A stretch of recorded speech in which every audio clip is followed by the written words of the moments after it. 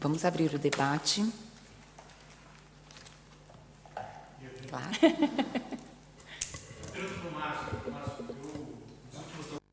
O Brasil foi para a COPEL, que é a Associação de Conscientização e Segurança de Energia Elétrica. A máxima que nós tínhamos lá é que energia elétrica mata. No final das contas, ela mata. E o Brasil tem empilhando, agora está empilhar tragédias. Hoje nós tivemos uma tragédia no simplesmente do Flamengo, no Rio de Janeiro. Pelo menos 10 atletas morreram, provavelmente no curto-circuito do ar-condicionado. Então, esse é um lado da pergunta. Você falou muito da geração. Ela trabalha com geração, não deve trabalhar com transmissão. Trabalha desde também. O ano passado. Desde 2017, na verdade, nossos primeiros lotes. Então, já estamos com 5 lotes. Os impactos de transmissão também são gigantescos. Sim, fundiário ainda mais. Assim. Mas depois vem os outros problemas. Num primeiro momento, o fundiário, né? A questão fundiária de toda a linha, porque, por exemplo, o Maranhão, o lote de Maranhão são 11 municípios, né, que passam a linha. Então, é um trabalho intenso ali de plano fundiário, né, inicial, além dos impactos socioambientais, o fundiário é bem complicado para a gente. E aí, na segunda parte, nós advogamos uma consulta pública na ANEEL sobre a questão de segurança. Por que as empresas elas têm uma série de reservas com relação à fiscalização das instalações elétricas pós-padrão, pós a entrega da energia? Não existe um processo de fiscalização das instalações elétricas pós-padrão. Então, se uma construção está irregular, se o padrão tiver, se a entrada da energia estiver ok, vocês fazem a instalação, correto? Assim, né, a gente tem um problema no Espírito Santo, porque a gente tem que ver tudo isso, né? Se existe um loteamento irregular, por exemplo, né? Imagina, a gente está lá, a gente tem um grande problema porque, assim, em algumas áreas que antigamente nem era APA, por exemplo, falando de uma questão ambiental, que não era uma área de produção ambiental, já existia uma rede. Existe comunidade lá, eu não posso simplesmente desligar por uma ordem do Ministério Público. Não é tão fácil assim, porque a gente tem também a resolução 414, que é da agência regulatória, né, porque nos impede de desligar. Enfim, existe um procedimento todo porque é uma ligação irregular. Na época foi irregular, não é? Agora, para ligações clandestinas, a gente tem que ir de imediato e desligar, né? Agora, você fala mais com relação à manutenção, à fiscalização dessa rede, para evitar acidentes e tudo isso, né? Existe, né? Existe uma fiscalização, existem terceirizadas também que compõem um grupo de acompanhamento, por exemplo. Eu vou falar uma interferência ambiental no tipo de rede de distribuição, que acontece muito acidente por força de intervenção vegetal, né? de árvores na rede, né? E muitas vezes nós somos muito autuados por fazer podas emergenciais, o que até existem discussões na ANEEL que a gente costuma fazer com os municípios, são convênios para autorizar as podas emergenciais e dentro de um período de 24 a 48 horas dizer quantas podas foi, né, até qual foi a cota ali vegetal, né, que foi suprimida. Então, é um grande problema, porque uma interferência vegetal pode ocorrer em inúmeros acidentes. O nosso maior problema também é com acidentes de eletropressão, rompimento de cabo. O que existe também, e já aconteceu na EDP no Brasil, por exemplo, é uma instalação antiga que suporta só média ou baixa tensão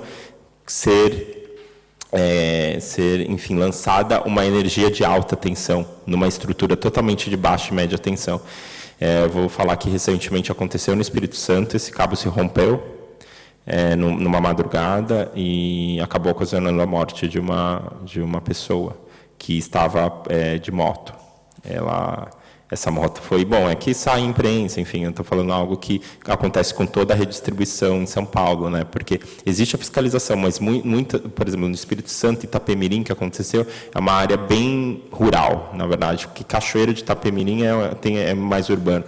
Lá, então, demora um pouco, ainda que liguem, né, no call center, às vezes é mais difícil também para chegar a equipe de né, a equipe da EDP que fiscaliza esse tipo de... mas, por exemplo, nesse caso é um erro que foi verificado porque, assim, grave, eu considero grave, porque era uma estrutura antiga que suportaria no máximo média tensão, passando uma rede alta, né, e que ocasionou uma hora ou outra ia considerar, né. Então, mas que existe, mas assim, é uma rede, por exemplo, o Espírito Santo, nós temos muito problema e com esses acidentes da eletropressão, que nós chamamos, é estranho o nome, né? Eletrocução ou eletropressão, né? Que nos tribunais pode jogar isso, na jurisprudência é o termo utilizado, né? Juridicamente nós falamos eletropressão. Então, são esses acidentes que acontecem por força de carga elétrica, arco voltaico, né? E que justamente acontece por rompimento desses cabos, né? No Espírito Santo são 70 municípios, né, a nossa área de concessão, dos 77, então, e muitos são em área rural, realmente demora, entre a comunicação e a equipe ir até lá demora, né? Mas, óbvio, tem que ter um trabalho de fiscalização, eu acho que tem que aumentar equipes que fiscalizam isso mesmo, eu não sei como a ANEEL está tratando, nós temos, óbvio que nós temos, mas é muito extenso. O caso do Espírito Santo é um estado que tem muito acidente, assim, ficou em cima do muro, né? E realmente tem que ser convocadas audiências. Isso, assim, eu tenho problema, né? A IS, né? A Enel tem muitos problemas ali na capital de rompimento de cabo, muitos causando morte, por exemplo. Teve um recente nem tanto, assim, em 2017, mas eu acho que foi próximo de uma área ali, salvo engano, na Chácara Clabim, em Vila Mariana, e teve um rompimento de cabo por força de chuva, etc. Tal, demorou a deslocamento de equipe lá, esse cabo encostou no carro e, assim, quando acontecer isso, por favor, não saiam do carro. Por que aconteceu? A família, a mãe e os dois filhos foram tentar, quando ela pôs o pé no chão, aquilo criou o arco voltaico, morreram todos. E quando as crianças tentaram sair, todas elas foram, né, mortas por isso. Então, e bem ali, numa zona... Foi em frente a uma escola, ali na região da Vila Mariana, um grande movimento, muitas pessoas viram, foi chocante, assim. Então, nós temos muito problema no Espírito Santo, porque muita zona é rural, demora, a fiscalização é mais lenta, realmente, confesso que realmente acaba acontecendo, os acidentes de eletropressão é o nosso grande problema lá, e acabam vindo processos judiciais milionários, né? Muitas vezes passam de 2 milhões uma condenação final por morte, né? Ainda mais, às vezes morre mãe, filho, é bem triste, mas acontece, a concessão é muito grande, a gente tem um plano, a gente tem um comitê de acidentes, eu participo dele, por exemplo. Eu trabalho também com a minha unidade de geração e distribuição, eu cuido dos casos de eletropressão mais estratégicos, né, que passam de 2 milhões os processos judiciais. Então, a gente está atuando num preventivo com uma comissão de acidentes. E eu adoro participar, porque a gente tem quando acontece uma situação dessa, a gente tem um apoio social inicial, que a gente chega lá na família, a gente sabendo até, lógico que depois vai ter perícia, tal, criminal, etc., mas identificando que houve um erro, ainda que seja tipo entre a comunicação e o atraso da chegada da equipe de fiscalização, a gente já vai lá, tenta pelo menos já fornecer os recursos necessários para funeral e etc. A gente tenta minimizar, né, de alguma forma, assim, trazer um conforto inicial e depois responder pelo que precisa, né? Mas, graças a Deus, diminuiu muito os acidentes em comunidade, tá? Estou falando isso comunidade, não acidentes de trabalho da empresa, que acontecem também. Mas é isso. Eu acho que, não sei se eu respondi. Ok.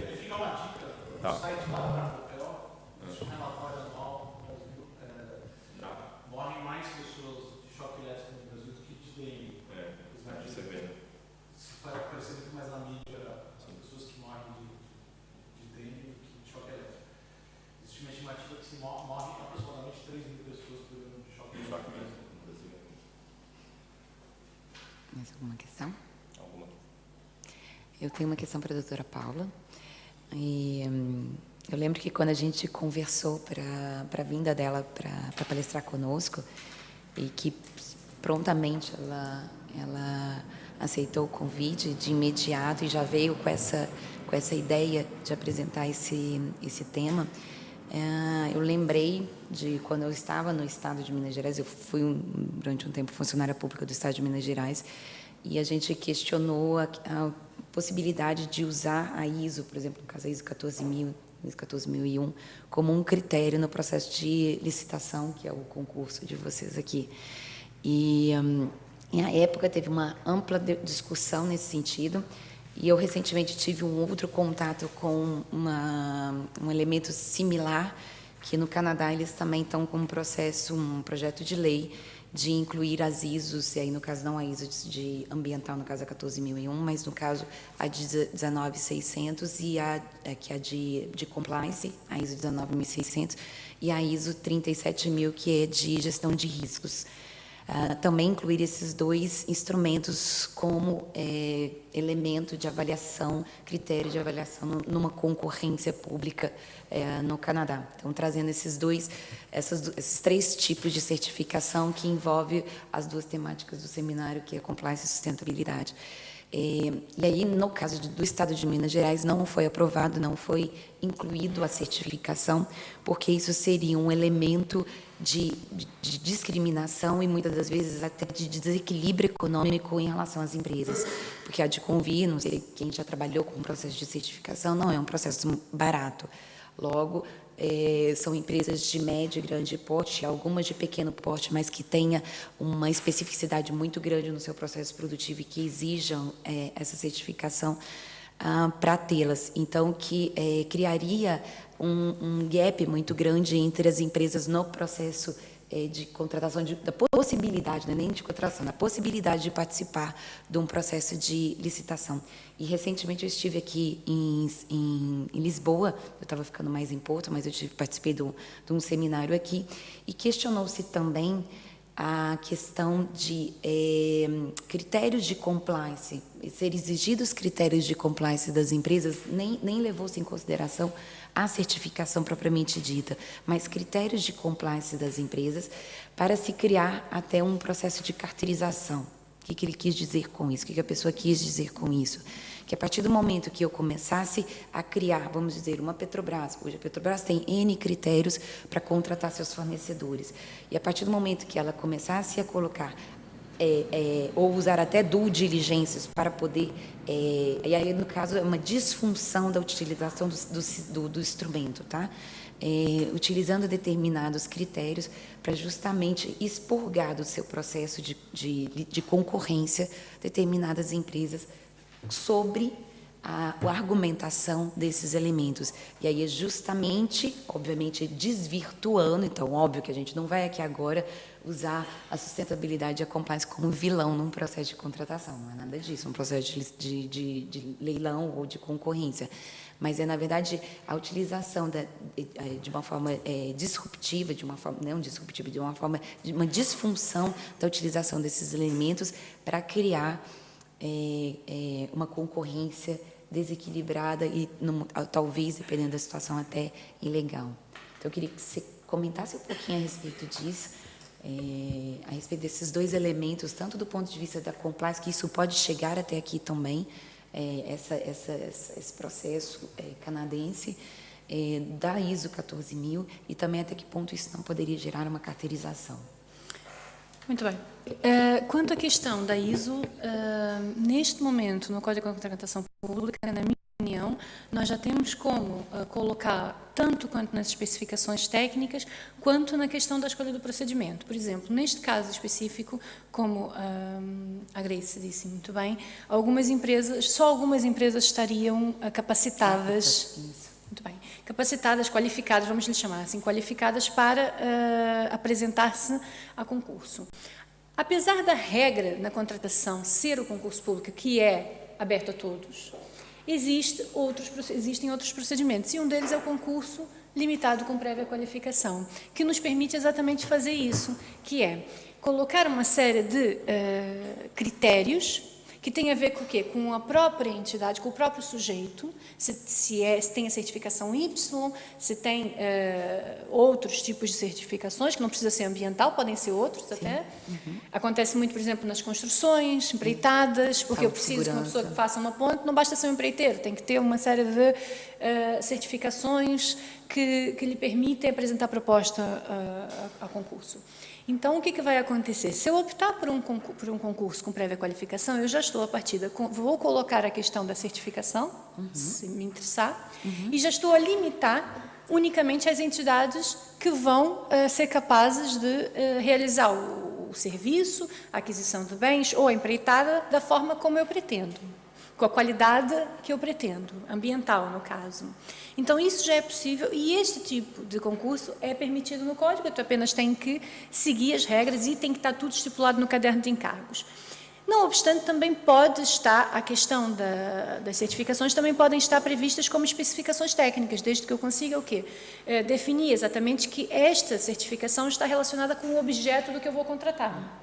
Imagina, se o bem que eu vou contratar precisa de determinadas qualidades, que só determinadas certificações podem fornecer, eu aí posso utilizar nas especificações técnicas estas indicações. E aí, por exemplo, já poderia ir para o concurso público geral. Por isso, cada caso é um caso. Quanto à questão